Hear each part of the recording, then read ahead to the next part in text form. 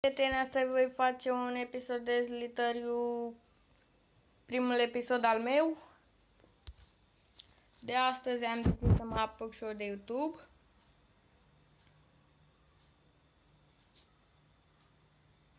Aici ne punem și noi un nume.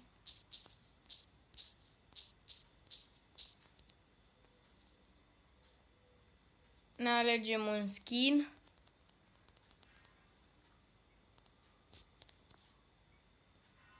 Și jucăm. Putem să jucăm și online.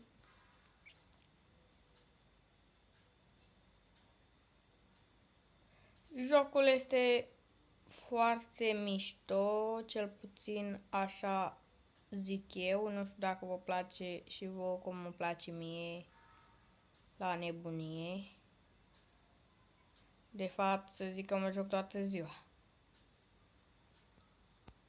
Da, asta numai când vin de la școală.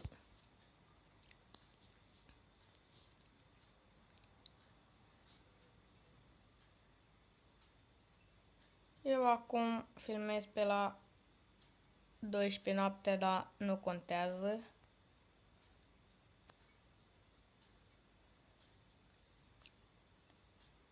Nu uitați să apăsați butonul de like sau să vă abonați. Să am și eu câți mai mulți abonați. O să fac o serie de dribbling soccer, score, Minecraft Survival, bineînțeles.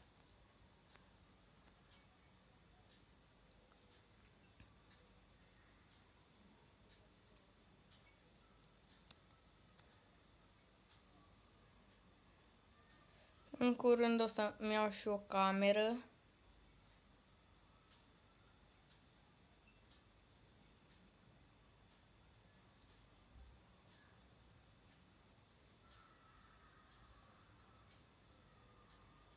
De fapt, am cameră, dar încă nu vreau să filmez pe calculator și filmez pe telefon. Și telefonul este spart fix acolo la cameră.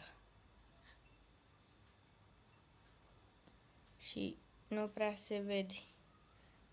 Doar pe camera de spate, dar n-am cum să filmez pe camera de spate, vă dați seama. Cam așa este jocul acesta.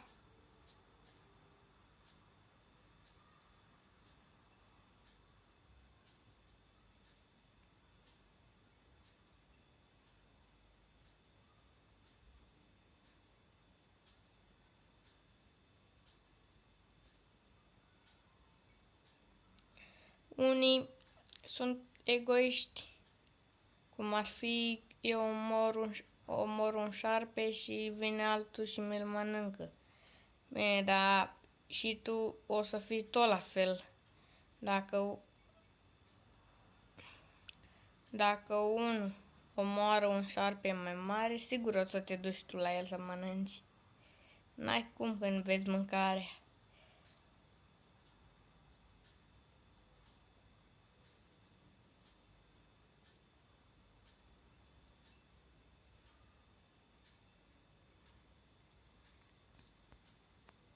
Dar și după săgeata aceasta băgăm viteză.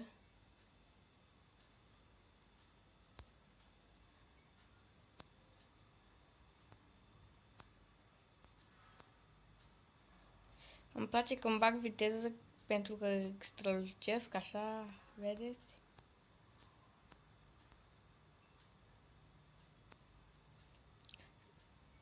Aici în dreapta sus avem un clasament.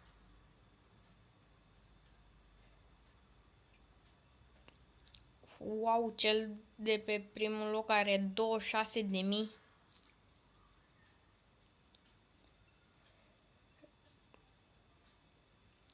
Să nu intrați niciodată în această bordură roșie sau cum vreți să o numiți dumneavoastră, că eu așa am intrat, eram pe primul loc și am intrat în asta prima oară când m-am jucat și dacă intrați în ea, muriți.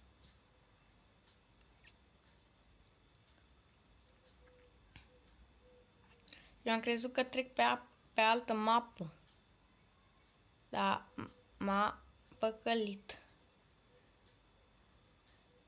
Și totuși eram pe primul loc.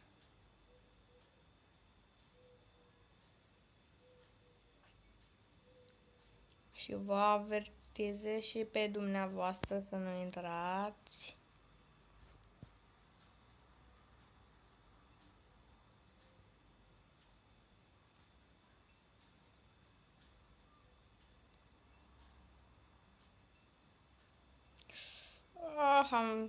Că nici mai nu pot să iei așa de repede direcția.